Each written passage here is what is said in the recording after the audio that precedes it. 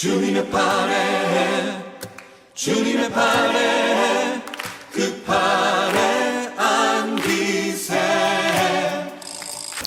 할렐루야, 반갑습니다. 오늘 수예배 가운데 놀라운 하나님의 축복과 은혜가 임하시기를 주님의 이름으로 간절히 축원해 드립니다. 신명기 19장을 통해서 성도는 삶으로 증명한다는 제목 가지고 함께 은혜를 나누고자 합니다. 우리의 믿음의 실체는 반드시 삶으로 투영되어지게 되어 있습니다. 나무가 좋고 나쁘다는 것은 무엇을 보고 알 수 있습니까? 열매를 보고 알 수 있습니다.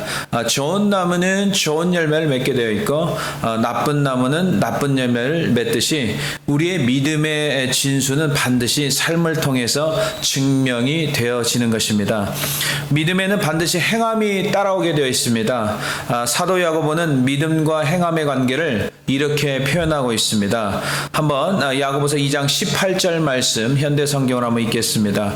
하나님께 이르는 길은 믿음만 있으면 될 뿐 아무것도 더 필요하지 않다고 말하는 사람도 있지만 나는 선한 행동도 동시에 중요하다고 말하고 싶습니다. 선한 행동이 없이는 당신에게 믿음이 있는지 없는지를 증명할 수 없기 때문입니다. 내가 행동을 보여야만 사람들이 내게 믿음이 있다는 것을 알 수 있지 않겠습니까? 아멘. 하나님을 향한 올바른 믿음으로 살아가면 반드시 가정이나 또 사회가 건강하고 도덕적으로나 윤리적으로 선한 행위가 나타나게 되어 있습니다. 반면에 믿음에 문제가 생기면 가정적으로나 또 사회적으로 윤리와 도덕이 타락하는 이런 악한 열매를 맺게 되는 것입니다. 신명기 1장에서 18장까지는 주로 예배와 신앙생활을 기록하고 있고 그 다음에 19장부터 25장까지는 성도의 사회생활에 대해서 대부분 말씀하고 있습니다. 여러분, 사도 바울이 서신서를 기록할 때 항상 전반부는 신학적인 면을 강조하고 후반부는 성도의 삶을 가르치는 구조로 되어 있듯이 성도의 삶이 얼마나 중요한지를 우리가 깨달아야 됩니다. 믿음은 곧 행위로 나타내져야 됩니다. 여러분, 요한계시록 1장에서 3장까지 주로 소아시아의 7교회에 대해서 칭찬과 책망에 대해서 나오는데 사도 요한은 각 교회의 행위에 대해서 반복적으로 강조하는 부분이 있습니다. 그것이 바로 행위, 삶의 행동을 중요시하는 부분이었습니다. 먼저 예배소 교회를 보면은 요한계시록 2장 2절과 5절을 보겠습니다. 내가 내 행위와 수고와 내 인내를 알고 또 악한 자들을 용납하지 아니한 것과 자칭 사도라 하되 아닌 자들을 시험하여 그의 거짓된 것을 내가 드러낸 것과 5절에 보면 그러므로 어디서 떨어진 것을 생각하고 회개하여 처음 행위를 가지라. 만일 그리하지 아니하고 회개하지 아니하면 내가 내게 가서 내 촛대를 그 자리에서 옮기리라. 두아디라 교회도 말씀했습니다. 요한계시록 2장 22절 23절 보겠습니다. 볼지어다 내가 그를 침상에 던질 터이요 또 그와 더불어 간음하는 자들도 만일 그의 행위를 회개하지 아니하면 큰 환난 가운데 던지고 23절 또 내가 사망으로 그의 자녀를 죽이리니 모든 교회가 나는 사람의 뜻과 마음을 살피는 자인 줄 알지라. 내가 너희 각 사람의 행위대로 갚아 주리라. 그 다음에 샤덱 교회를 보겠습니다. 요한계시록 3장 1절입니다. 샤덱 교회의 사자에게 편지하라. 하나님의 7영과 7뼈를 가지신 이가 이르시되 내가 내 행위를 아노니 내가 살았다 하는 이름은 가졌으나 죽은 자로다. 빌라델피아 교회를 보겠습니다. 요한계시록 3장 8절입니다. 볼지어다 내가 내 앞에 열린 문을 두었을 때 능히 닫을 사람이 없으리라. 내가 내 행위를 아노니 내가 작은 능력을 가지고서도 내 말을 지키며 내 이름을 배반하지 아니하였도다. 마지막으로 라오디게아 교회를 보겠습니다. 요한계시록 3장 15절입니다. 내가 내 행위를 아노니 내가 차지도 아니하고 뜨겁지도 아니하도다. 내가 차든지 뜨겁든지 하기를 원하노라. 아멘. 이렇게 모든 교회의 행위, 믿음의 행위, 믿음의 그런 삶의 모습, 이것들을 사도 요한은 강조하고 있습니다. 신명기 19장을 오늘 본문에 보면은 세 부분으로 나눌 수 있는데 이게 다 사회생활입니다. 세상적인 세상에서의 삶입니다. 첫 번째 1절에 13절은 도피성입니다. 10계명에 보면 제6계명에 살인하지 말라와 연관되어 있고, 14절은 이웃의 경계선을 옮기지 말라, 즉 이웃의 것을 존중하라는 뜻입니다. 그게 바로 10계명의 제8계명에 나와 있는 도적질 하지 말라. 그 다음에 세 번째 15절에서 21절까지 거짓 증인, 제9계명 보면은 거짓 증거하지 말라라는 말씀과 연관이 되어 있습니다. 오늘 말씀을 통해서 우리가 어떻게 하면은 아름다운 사회생활을 할 수 있는지 한번 알아보도록 하겠습니다. 첫 번째 우리 보겠습니다. 도피성입니다. 1절에서 13절에 나와 있습니다. 19장의 도피성은 요단 동편에 3개의 도피성을 세웠는데 가나안에 들어가면 도피성 3개를 더 세우라고 말씀하십니다. 도피성이 필요한 목적과 왜 도피성이 필요한지 그 예를 4절과 5절에 기록하고 있습니다. 부지 중에 이웃을 죽인 일, 지금 쉽게 말하면 과실치사입니다. 과실치사는 뭐냐면 과실로 인하여서, 사람이 실수로 인하여서 사람이 죽게 되는 것을 말하고 있습니다.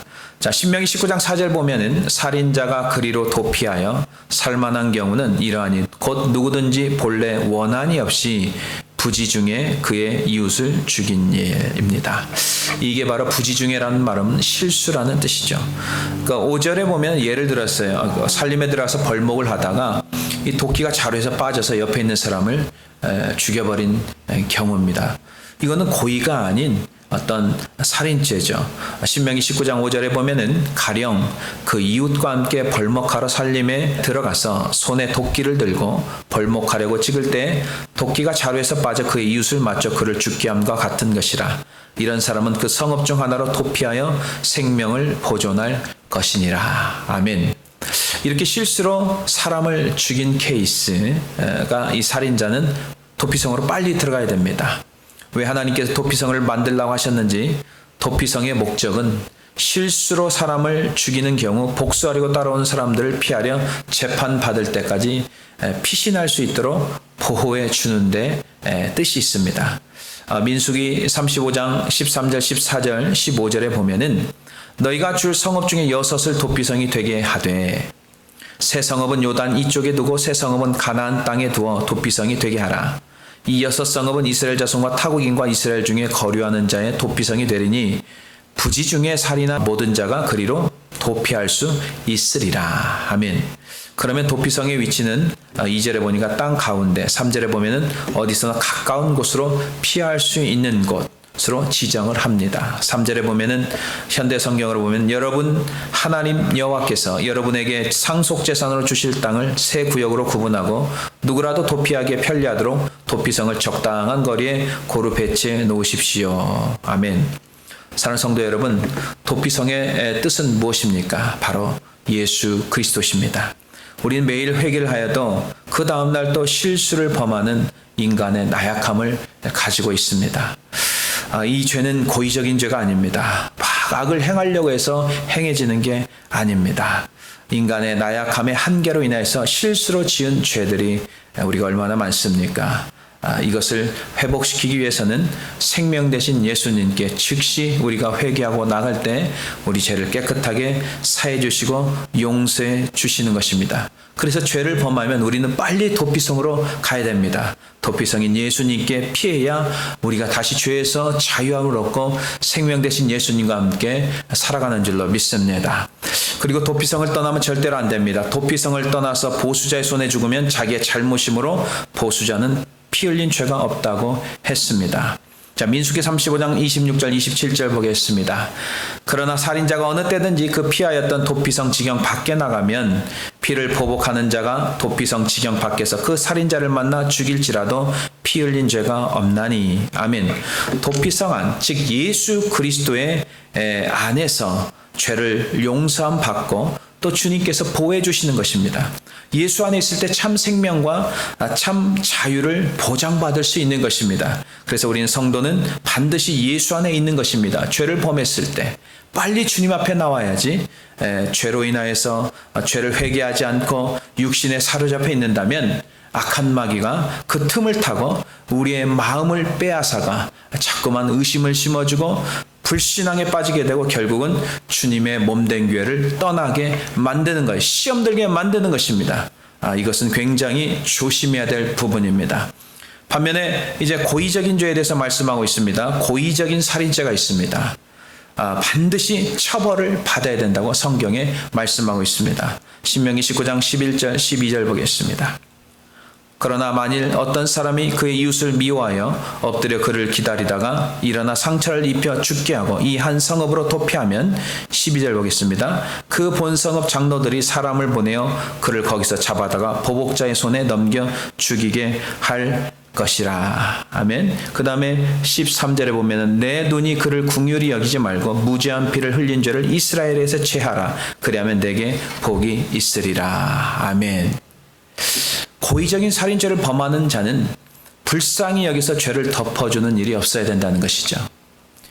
악한 마음으로 범죄한 자는 죄에 대한 대가를 반드시 치러야 되고 그래야 하나님의 공의가 실현되는 것입니다. 그래서 13절에 그리하면 내게 복이 있을 것이다. 공의가 실천되면 무지한 피를 흘린 죄를 긍휼히 여기지 않고 죄에 대한 대가를 치르게 하면 그리하면 그 사회와 또 그 나라가 복이 있을 것이다 라고 말씀하는 것입니다. 그 이유는 하나님의 공의가 실천되어지는 사회와 나라에게 하나님의 축복이 임하는 줄로 믿습니다. 두 번째 보면은 이웃의 경계표를 옮기지 말라. 즉 개인 소유를 인정해 주는 것입니다. 그게 14절 나와 있습니다. 내 하나님 여호와께서 내게 주어 차지하게 하시는 땅 곧 내 소유가 된 기업의 땅에서 조상이 정한 내 이웃의 경계표를 옮기지 말지니라. 14절 다시 현대 성경으로 보겠습니다. 여러분의 하나님 여호와께서 주시는 땅에서 여러분이 살게 되거든 어느 누구든지 옛날부터 정해져 있는 이웃 사이의 경계선을 자기의 땅을 넓히려고 옮기지 마십시오. 아멘. 당시에는 마을과의 경계를 뭘로 했냐면 돌무더기를 쌓았다고 합니다. 14절의 경계표는 토지 주인의 이름이 새겨진 돌을 말하는 것입니다. 10계명 중에 8계명에 보면은 도둑질하지 말라와 연결이 되어 있습니다. 수단과 방법을 가리지 않고 타인의 재산의 권리를 빼앗아가는 것은 악한 행위입니다. 여러분 열왕기상 21장에 보면은 나봇의 포도원 사건에 대한 말씀이 나옵니다. 아합왕이 왕궁 가까이 있는 나봇이라는 사람의 포도밭에 욕심을 가지기 시작합니다. 그래 정당에 돈을 주거나 다른 포도밭을 줄 테니까 그 밭을 잘라고 했지만 나봇은 거절했습니다. 이유가 있습니다. 땅은 하나님이 주신 유업이기 때문에 함부로 팔 수 없다는 것입니다. 하나님께서 이스라엘 백성에게 땅을 팔 수 없는 유업으로 주신 이유는 백성들 나름대로 행복하게 살 권리가 있다는 것입니다. 왕이라고 해서 백성들의 것을 함부로 빼앗는 행위는 그 사람의 행복을 빼앗는 행위이기 때문에 이것은 옳지 않는 행위입니다. 예를 들어서 다윗도 마찬가지입니다. 제10계명에 보면은 내 이웃의 아내를 탐하지 말라. 내 이웃의 것을 탐하지 말라. 거기에 처음에 나오는 게 그 이웃의 아내가 나옵니다. 그러나 밧세바를 범한 것이 시초가 됩니다.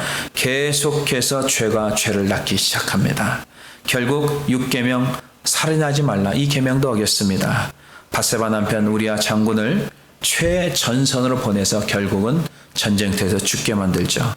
그리고 제7계명 간음하지 말라. 제8계명 도둑질하지 말라. 제9계명 거짓 증거하지 말라. 계속적으로 계명을 어기는 연속적인 범죄를 범하기 시작합니다. 결국 그 후로 다윗이 나단 선지자를 통해서 회개는 했지만 그 다윗의 왕가가 그때부터 점점점 크랙이 가기 시작하고 금이 가기 시작했던 것입니다. 아합은 나봇이 하나님 말씀에 의해서 거절했을 때 회개를 했어야 됩니다. 나봇의 땅에 더 집착하게 되고 식음을 전폐하는 모습을 본 이방신을 섬기던 아내 이세벨이 결국은 계획을 세웁니다. 그래서 왕의 이야기를 듣고 거짓 증인들을 내세우기 시작합니다. 그리고 나봇이 하나님과 왕을 저주했다고 거짓 증인을 내세워 결국은 나봇을 돌로 쳐 죽이는 사건을 벌입니다. 하나님께서 선지자 엘리야를 통해서 어떻게 그들을 심판한다고 말씀하십니까? 열왕기상 21장 19절 보겠습니다. 너는 그에게 말하여 이르기를 여호와의 말씀이 내가 죽이고 또 빼앗았느냐고 하셨다 하고 또 그에게 이르기를 여호와의 말씀이 개들이 나봇의 피를 핥은 곳에서 개들이 내 피 곧 내 몸의 피도 핥으니라 하였다 하라. 아멘. 아무리 부자라고 가난한 자들이 가진 작은 소유를 빼앗지 못해서 몸부림치고 결국은 그러다가 죽은 사건이 나봇의 포도원 사건입니다. 결국 아합과 부인 이세벨은 비참하게 죽었고 그 집안 전체가 씨가 말리는 심판을 받게 되었던 것입니다. 하나님께서는 가난한 자와 약한 자를 긍휼히 여기시고 불쌍히 여기시는 거예요. 그래서 객과 고아와 과부를 돌보기 위해서 이삭 죽기도 있고, 그 다음에 신명기 14장에 보면은 매 3년 끝에 10분의 1을 성읍에 저축하라고 합니다. 그리고 성에 머무르는 객과 고아와 과부들이 와서 먹고 배부르게 할 수 있도록 했던 것입니다. 사랑하는 성도 여러분, 우리 모두에게는 하나님의 형상으로 지어진 소중한 사람들입니다. 특히 약한 자를 함부로 해서는 안 됩니다. 오히려 교회와 성도는 약한 자들을 돕고 섬기는 사명을 가져야 될 줄로 믿습니다. 자신을 위해서 검소와 전략으로 우리가 살아야 되고, 오히려 다른 사람을 위해서는 풍부하게 또 구제나 선교, 즉 선한 사고로 사용하여서 하나님 기뻐하시는 복된 삶을 살아야 될 줄로 믿습니다. 세 번째 마지막 보면은 거짓 증거를 하지 말라. 이게 15절에서 21절까지 나와 있습니다. 15절에 보면은 사람이 무슨 악행을 저질렀는지 무슨 죄를 지었든지 한 사람의 증언만을 듣고 유죄 판결을 내리지 마십시오. 두세 사람의 증언을 들은 다음에 판결을 내리십시오. 16절 보면 다른 사람에게 죄를 덮어 씌워 해하려고 거짓말을 증언하는 자, 즉 이 사람들을 위증자라고 하죠. 그런 사람들이 나타나면 17절 당사자인 두 사람이 여호와의 성소로 가서 제사장이나 그때 왕을 대신해서 재판의 임무를 맡고 있는 최고 재판관들에게 판결해 달라고 해야 합니다. 무슨 죄를 지었든지 한 사람 증언만 듣고 판결하는 것이 아닙니다. 적어도 2명 내지 3명의 증언자가 있어야 됩니다. 신명기 19장 18절 19절에 보면은 재판장은 자세히 조사하여 그 증인이 거짓 증거하여 그 형제를 거짓으로 모함한 것이 판명되면 19절 그가 그의 형제에게 행하려고 꾀한 그대로 그에게 행하여 너희 중에서 악을 제하라. 아멘. 하나님의 법은 철저히 사람을 보호하는 법입니다. 사람을 존중하는 법이 그게 바로 하나님의 법입니다. 어떤 사람이 거짓말로 상대를 모함한 것이 판명이 되면 위증자는 상대방이 받기 원하던 벌을 본인이 대가의 벌을 받아야 된다고 말씀하고 있습니다. 잘못된 판결로 인해서 억울한 일을 당하는 사람이 없게 하는 것입니다. 여러분, 세상에 무고죄가 있고 위증죄가 있습니다. 무고죄는 타인으로 하여금 형사처분 또는 징계처분을 받게 할 목적으로 공무원에게 허위 사실을 신고하는 범죄, 이게 바로 무고죄입니다. 위증죄는 법원이나 국회 등에서 법률에 의한 절차에 따라서 선설한 증인이 허위 진술을 함으로 성립되는 죄를, 그걸 바로 위증죄라고 말하고 있습니다. 거짓을 말하여서 이웃에게 해를 끼치는 행위는 악한 행위입니다. 하나님이 절대로 기뻐하지 않는 행위입니다. 여러분, 10계명 중에 9번째 계명이 내 이웃에 거짓 증거하지 말라라고 말씀하고 있습니다. 거짓말의 근본지는 어디냐? 그게 바로 사탄입니다. 마귀입니다. 여러분, 요한복음 8장 44절 보겠습니다. 마귀를 거짓의 아비라고 나와 있습니다. 너희는 너희 아비의 마귀에 났으니 너희 아비의 욕심을 너희도 행하고자 하느니라. 그는 처음부터 살인한 자요 진리가 그 속에 없으므로 진리에 서지 못하고 거짓을 말할 때마다 제 것으로 말하나니 이는 그가 거짓말쟁이요 거짓의 아비가 되었음이라. 아멘. 자꾸만 거짓말을 하게 되면 사탄의 역사들이 계속 일어나는 것이고, 우리는 성령의 역사는 정직입니다. 정직한 자를 통해서 하나님께 형통의 축복을 누리게 하시고 하나님께서 함께하는 믿음의 가정, 믿음의 성도, 믿음의 교회가 되는 줄로 믿습니다.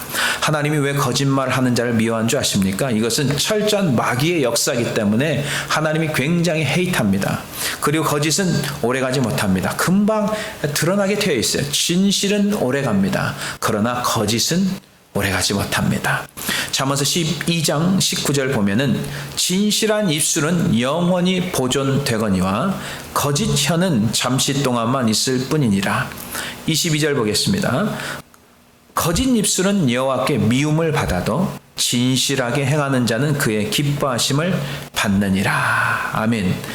하나님 앞에 늘 진실한 삶, 또 가정에서든지 사회에서든지 어디를 가든지 진실하게 행동하는 자를 하나님께서 기뻐하시고 하나님께서 그를 통해서 놀라운 주의 역사가 일어나는 줄 믿으시기를 주님의 이름으로 간절히 축원해 드립니다.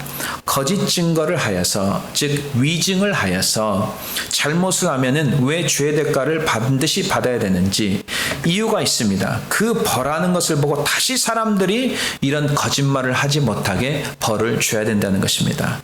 신명기 19장 20절 보겠습니다. 그리하면 그 남은 자들이 듣고 두려워하여 다시는 그런 악을 너희 중에서 행하지 아니하리라. 아멘. 사랑하는 성도 여러분, 그리스도인은 반드시 삶의 아름다운 열매가 맺혀야 됩니다. 믿음은 삶을 통해서 증명이 돼야 됩니다. 설령 우리가 실수로 잘못을 범하면 즉시 우리는 도피성으로 뛰어가야 됩니다. 그 도피성이 바로 예수 그리스도십니다.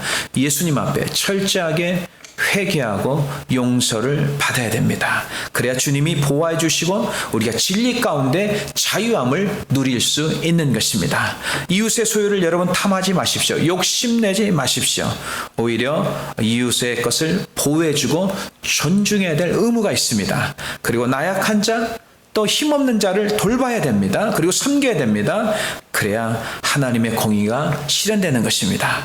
우리가 그리하면 하나님의 공의가 실현되는 가족과 또 교회와 또 사회, 나라가 된다면 우리 모두 축복된 인생, 축복된 사회, 축복된 하나님의 역사로 세워지는 나라가 되어짐을 믿고 나가시기를 주님의 이름으로 간절히 축원해 드립니다. 우리 다 함께 기도하는 시간을 갖겠습니다. 기도하시겠습니다.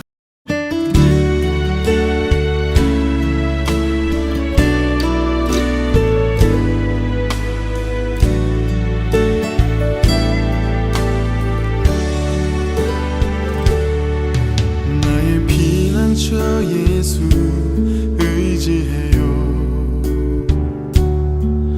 나의 피난처 예수 의지해요. 나의 가는 길에 거센 바람 몰아쳐와도 나의 피난처 예수 의지해요. 나는 영원히 주님 사랑해요. 나는 영원히 주님 사랑해요. 세상 어떤 것도 나의 사랑 끊을 수 없네.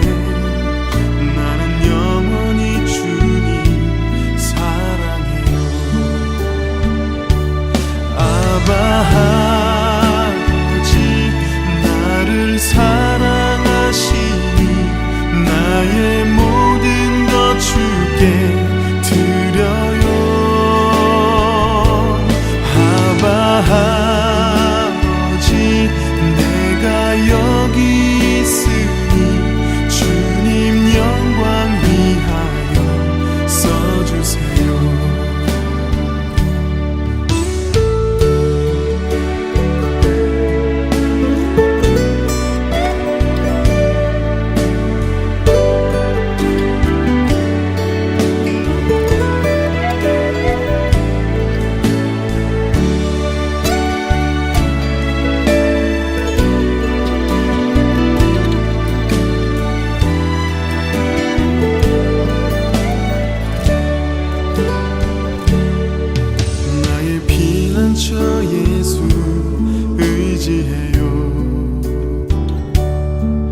나의 피난처 예수 의지해요. 나의 가는 길에 거센 바람 몰아쳐와도 나의 피난처 예수 의지해요. 나는 영원히 주님 사랑해요.